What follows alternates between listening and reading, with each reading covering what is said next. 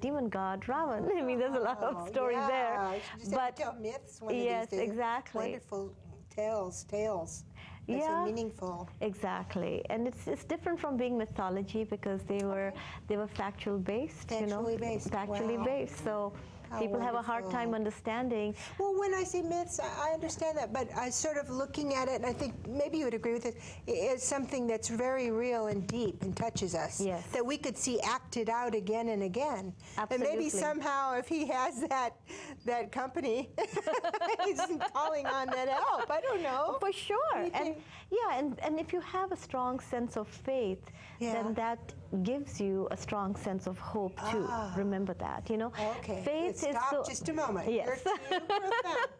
Listen to that out there. A strong sense of faith is what gives us the hope, right? Absolutely. Because in these days, boy, do we need that. Absolutely. But the faith, a lot of times we go, oh, well, I'm spiritual. I'm not, but maybe we are. But having to practice it and to stand with that faith seems to be really positive. Is that correct? Absolutely, absolutely. And it's not because I mean faith is causing a lot of war around the world too, Yes. But then that is a fanatic sense of things, and that we won't even go there. That's a whole different chapter to discuss, Yeah, but on a spiritual side, to even have the faith in like you said, universal laws, or a universal being, or a sense of the universe, and not just that I'm here now, this is my belonging, this is my family, my friends, everything, A few days ago, a few days ago, a client of mine, she came to me, her daughter was undergoing some surgery, and she was very upset, and she was like, I said, well, what faith were you born into? She goes, I was born a certain religion. So I said, well, do you still follow it? And she goes, well, no, I haven't gone to my church in a long time. I said, well, it doesn't necessarily have to mean that you begin going to church, because basically faith is within your essence, your being. And when you're speaking to a God, a universal energy, an entity who's omnipresent, overpowerful, it doesn't necessarily have to be contained within going to a church or something. And I said, well, have you thought about praying to God for it, And I said, I'm not trying to push religion, but since you already have faith, I'm asking. And I said, it's not really your daughter, it's also God's child. I said, you have to give it back to God and say, you cure your child. You're putting this child through this. After all, she's a child of God, because you were born with faith and you raised your children with faith. And that she just like saw the light, and she was like, oh my God, I feel so relieved. So, how wonderful. So relieved, to help her to just understand. I know, I just heard the simplest thing not long ago about how someone has just gone back from whence they had come. It's a part of the journey. It's part of the journey. They're not gone, they're just going back. And God is definitely, the faith at that time is wonderful. Yeah, absolutely. And so when we disconnect from my and take the word my out, that's when we realize that there is a whole world out there. There's a whole energy. You're kidding. I thought it was me. What's wrong? It's me. Me and mine. I had a little headache this morning. I, me, and mine. Exactly. I, me, and mine, know. And that's when that's the biggest step towards releasing your spirituality. Right. And I think also like rejoicing with other people. For sure. Because it helps you get out of yourself. Absolutely. And it's just so suffocating. So, I mean, I just get so tired of being in here all the time. Let's move out a little and be aware of, of the bigger picture. For sure. And when someone else wins the lottery, it's good for me too. Be happy for them. Instead of turning green, Suddenly they're my best friend, right? No. If they will acknowledge you, right? If they'll acknowledge it at all. That's true. Exactly. But we don't see with those eyes. And I think if we start to try to see or try to listen and be receptive, that was a big thing we were talking about, to our intuition, do what we can do. Now, I think too much comparing isn't good. Because I remember talking to some people that went to a class and they were all beginning to see spirits and beginning to see results, and and all, and this other person was just sitting there. Well, I don't see anything, you know, nothing. But she realized within about 6 months that her pain was gone. She didn't have to keep going to the doctor. So Spirit was working with her where she needed it. But by comparing to all these other people, it's like we miss it, you know.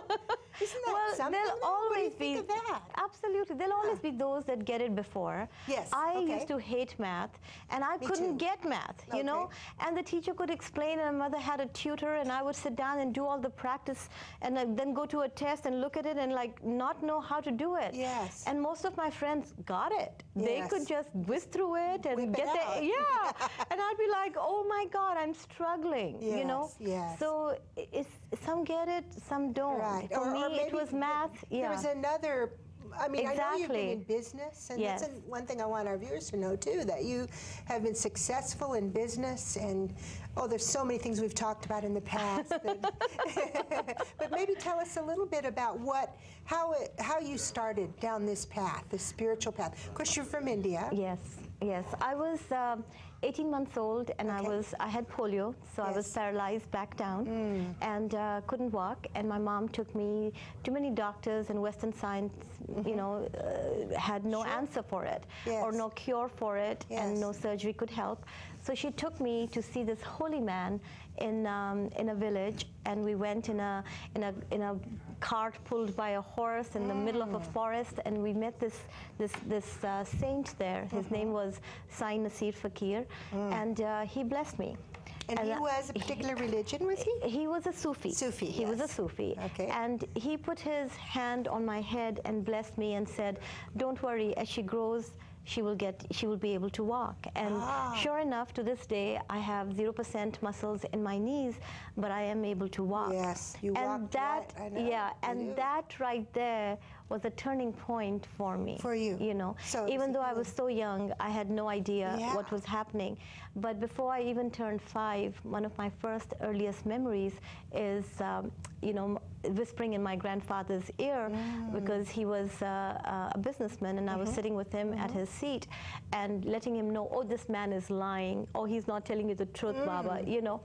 And so they realized that I would see stuff, and I would mention, I said, yeah, I can tell by his colors, you know, when someone was coming to visit my grandfather. So they knew that it was. So spirituality is everywhere. Yes. Everywhere. In this country, there is everywhere. no corner. There is no corner that is not affected. Faith or empathy or love, compassion, or even knowledge. Exactly. People will be people throughout the world. Yes, you know, it doesn't matter exterior, whether we are, you know, Asian or African or, you know, or Caucasian, doesn't matter. Do you think that's going to break down a little bit in the future?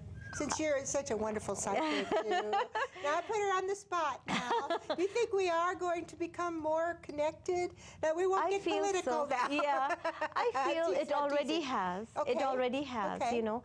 However, those that will not change will not change in this lifetime. Will not change. Wow. And maybe when they come back in different lifetimes, because I'm a Hindu, we believe in reincarnation, and maybe at that point in time, there will be a change within their cycle of learning.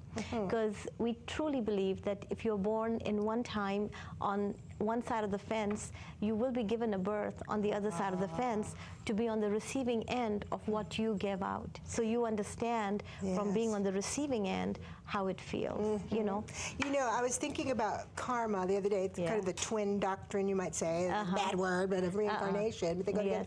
And I was thinking now, I learned that you don't get away from it, you know, but that it kind of can lie in a basin, is that the word, abeyance, until there's a time and a place it's appropriate for it to precipitate. And I wonder, is that why all my vacations always, something happens, it's like you let go, okay, now we can do this, you know?